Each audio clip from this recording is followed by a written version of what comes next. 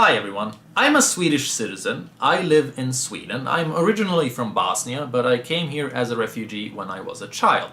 So I can speak Swedish, and I can read the news, and I can read statistics and research and articles, and I can keep updated on what happens in Sweden. And so yesterday, Donald Trump said something about Sweden. We've got to keep our country safe. You look at what's happening in Germany. You look at what's happening last night in Sweden. Sweden. Who would believe this? Sweden. They took in large numbers. They're having problems like they never thought possible. You look at what's happening in Brussels. You look at what's happening all over the world. Take a look at Nice. So what really happened last night in Sweden? Nothing much. We have the whole Melody Festival thing, which is kind of a disaster. I mean, for your ears, it's really bad music, but it's not really a political disaster. So nothing special happened last night in Sweden. However, for the past year or so, we've basically been importing rape. Donald Trump is not wrong about Sweden. This huge influx of migrants has been causing quite some problems. Sex crimes have increased severely. Bathhouses and music festivals, I mean, the reports for sex crimes on those have gone up by a lot. And in 80% of sex crime cases pertaining to bathhouses, this is the official police report, 80% of the perpetrators were newly arrived migrants. I mean, we're talking about grown migrants being put in the same schools as 13-year-old girls. The results are always the same. There's molestations, there's rape attempts, there's sexual harassment. It's crazy. What's happening in Sweden is nothing short of crazy. The psych ward has been shitty for years, but it's even worse now. If you call them and ask for a shrink, you have to wait 6 months.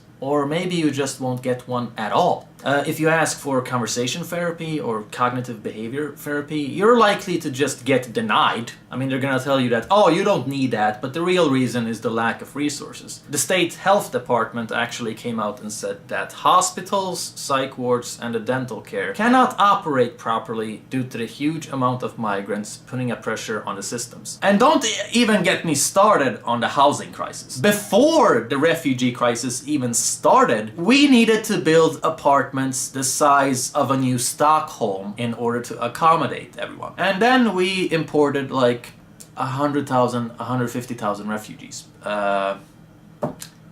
Hasn't gotten better since then. I mean, the new norm nowadays is that if you're a student, you're gonna live with your parents for many years. You're not gonna have your own place. The waiting list in Stockholm is 20 years. The prices for housing is going up. I mean, I could just list shit after shit. I shouldn't have to. I live here. I can read Swedish. You can watch my videos and find out for yourself. They all have sources in the video description. The reason I make videos about my country is to improve my country, because unless we highlight the negatives, we can't change the negatives. Nothing is gonna get better if we just ignore problems and act like everything is fine. That's a recipe for disaster. And here's the thing. I'm not against immigration. I'm against the insanely irresponsible way that immigration has been done, both by the left and the right. If we keep up this irresponsible shit, nobody is gonna have any confidence whatsoever in immigration as an idea.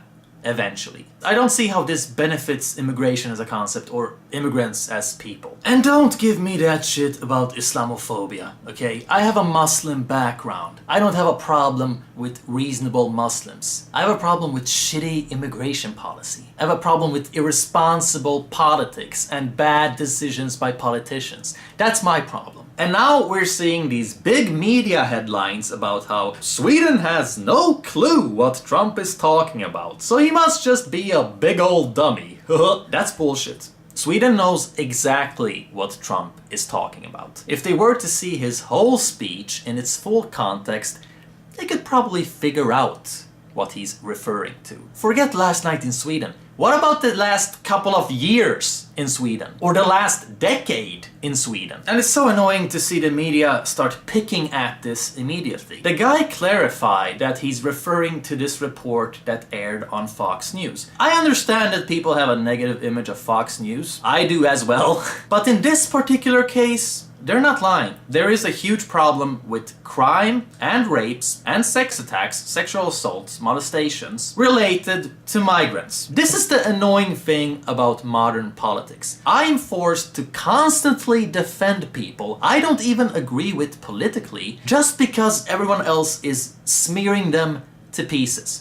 Okay, there is no fair trial here, so to speak. The only ones who have no clue what Trump is talking about are the politicians and journalists who don't live with these problems, because they don't live in the same reality as ordinary people. And the journalists, their entire job is to act like these problems don't even exist, because they don't want to benefit the evil nationalist party, which is ironically benefiting the evil nationalist party. I've said before that Sweden is what Tumblr would look like if it was a country.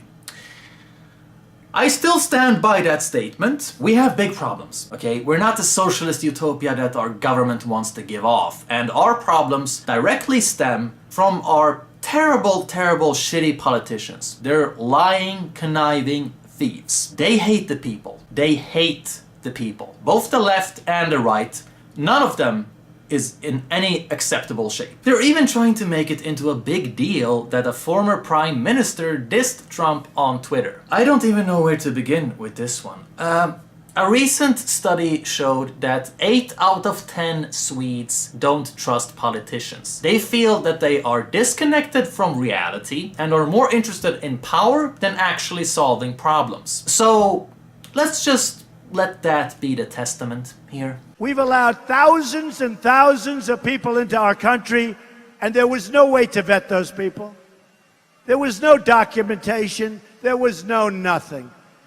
So we're going to keep our country safe. That's a good idea, and I think you should do that, because Sweden didn't do that. Sweden felt it was racist to do age tests when we got so-called refugee children who looked like they're freaking 40 years old. And in one case, this even had a deadly outcome. I'm sick of this moronic idea that you're a racist because you like law and order. How can these people think it's inherently immigrant to not have ID papers?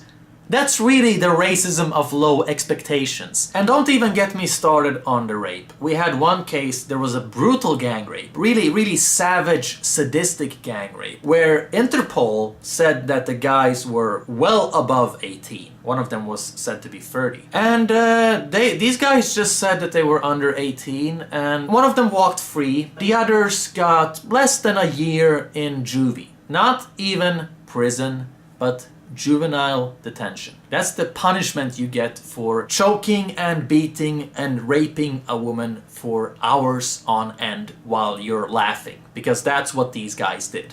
If you're gonna do immigration, then you have to do it right. Because otherwise, the only ones who are gonna benefit are the bad immigrants. The ones who come to your country to do crime and just have no respect for your nation whatsoever. Good immigrants do not benefit from the government pampering with bad immigrants. Because bad immigrants make good immigrants look bad. It rubs off. Because people's associations aren't gonna be very positive. So in the end, it just leads to racism. Now tell me, how does racism benefit immigrants? I don't see how this should be an inspiration to anyone. And, you know, don't even get me started on that vice deputy prime minister blah blah blah of ours who called out Trump recently. Yeah, I did a video on you and I exposed you for the extreme hypocrite that you are, and you blocked me on Twitter. I sent you the video and you blocked me on Twitter. An official state representative blocked me on Twitter for criticizing her. That's very feminist. This woman gives Trump shit because he pulled funding for abortion programs abroad, while she herself, as the humanitarian aid minister, cut $8 billion from the budget. This is money that was supposed to go to food, clean water, education, and healthcare to refugees abroad. Yeah, really the right person to criticize Trump over humanitarian issues, right? It's like the politicians are just really...